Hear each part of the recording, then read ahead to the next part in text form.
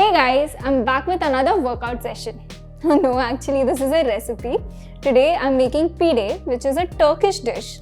It's a cross between pita bread and pizza.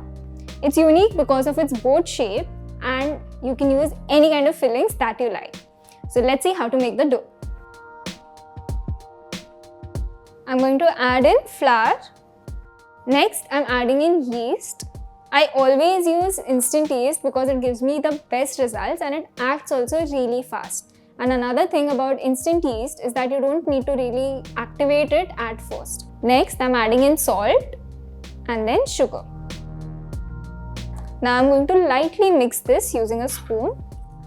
I'm going to make the dough using buttermilk. Buttermilk will make sure that the dough is extremely soft. Make sure your buttermilk is at room temperature so that your dough can rise very quickly. I'm going to add little buttermilk at a time so that the dough doesn't become super sticky. Once you have a shaggy dough, take this out on your countertop and continue to knead. You need to knead this for about 10 minutes. Always remember while making doughs, you have to knead it properly. Unless you knead the dough properly, your bread won't turn out nice and chewy. Now, as usual, I'm going to tell you how much to knead the dough. Your dough has to be smooth from the outside and it shouldn't have any kind of cracks. This dough has a long way to go, say around 3 to 4 minutes. So I'm going to continue kneading this while I tell you a fun fact. So did you know the sugar in your dough will impart a lot of color to your bread as you bake it? That's because the sugar caramelizes and gives it a nice color. So in case you're planning to skip on sugar in your bread dough, it's going to be very pale. So don't do that. Add jaggery or honey or any other sugar alternative if you like. You can also use coconut sugar, which is a great substitute for normal sugar. If you've missed out my previous recipes, I'm going to show you how to knead properly again. So first, you take your dough, turn it into an almost long rectangle. Turn it over 1/3 way and then fold it onto itself. Now you get a long log. So you're going to turn it around 90 degrees and continue doing the same. It looks very difficult at first, but you'll get used to the process as you make more and more breads at home. So flatten, roll, turn 90 degrees and repeat.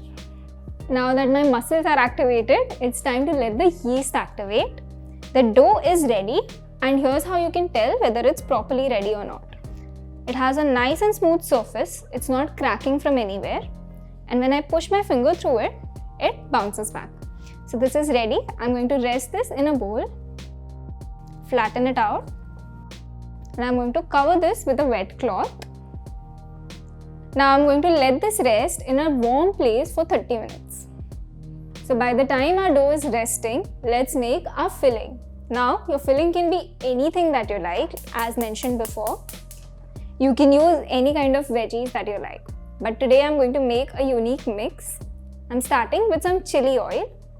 I made this earlier, and if you want to learn how to make this, follow my recipe. The link is in the description below. I'll let this heat up very lightly. I don't want to burn this oil because there are a lot of additions in this oil like sesame seeds, shallots, garlic and chili flakes that are already cooked. So I don't want to burn all of those good things. As soon as the oil starts sizzling a little bit, add in the mushrooms. These are sliced button mushrooms. Along with this, I'm going to add in sliced onions.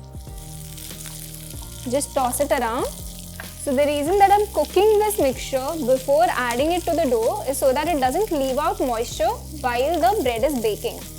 These ingredients have a lot of moisture and they might leak into the dough while baking. So that's why I'm cooking it first. So to draw out all that moisture, I'm going to add in salt, quite a bit, along with some sliced garlic.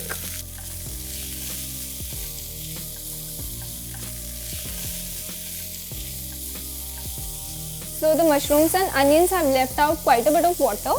Now I'm going to add in spinach. This is finely chopped spinach. It looks like a lot, but obviously it's going to wilt down a bit. So I'm going to toss it. This should hardly take about 20 seconds. Now that the spinach has wilted, I'm going to add in corn. This is boiled corn, freshly crushed black pepper. And that's it, the filling is ready. I'm going to switch off the flame. It's been 30 minutes for the dough. Now let's check it. It has risen just a little, which is good enough for us to continue with our recipe. Now on this, I'm going to add a little bit of dry flour. And then I'm going to punch the dough very lightly. Now let's portion this into 4 pieces. A little more dry flour. And I'm just going to cut it in half first. And then half again. Now I'm going to turn one of the portions into a log, flatten it down, and using a little more dry flour, I'm going to make a log out of this. Once I have a longish oval shape, I'm going to roll this again just from the center and keep the ends relatively narrow. Now it's time to form our pide.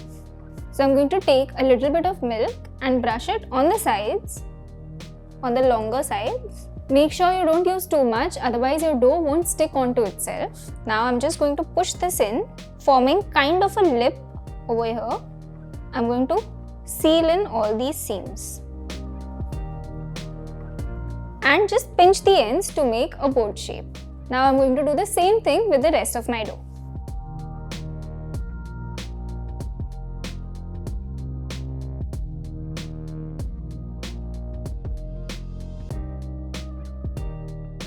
Now you can choose any size that you like for your boats, but make sure it fits in your baking tray. So I'm just going to place them half an inch apart so that they don't stick to each other.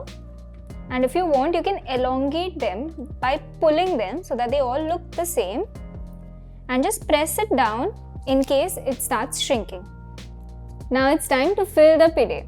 So I'm going to start with cheese first. This will add a nice cheesy layer at the bottom.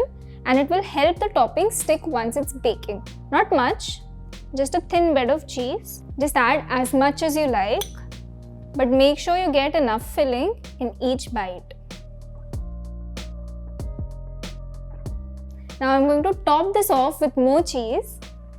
And now I'm going to brush the sides with some milk. This will add a nice browning while this is baking. Just a little. These look so good as it is, but I can't eat them until they are baked, so I'm going to bake these just for 10 minutes on the highest temperature that is possible in your oven. So my highest temperature is 230 degrees Celsius, so I'm just going to take 8 to 10 minutes to bake this. If the temperature of your oven is around 200 degrees Celsius, you might take a minute or 2 extra to bake it. Now time to bake this.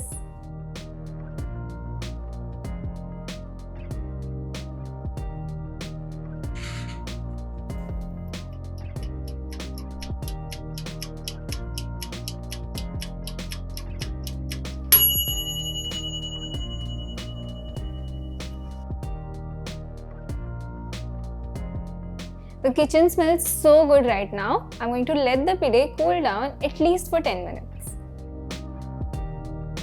The pide is nice and cool now. I'm ready to dig into this, but before I do that, I want to know what kind of ingredients you would put on your pide.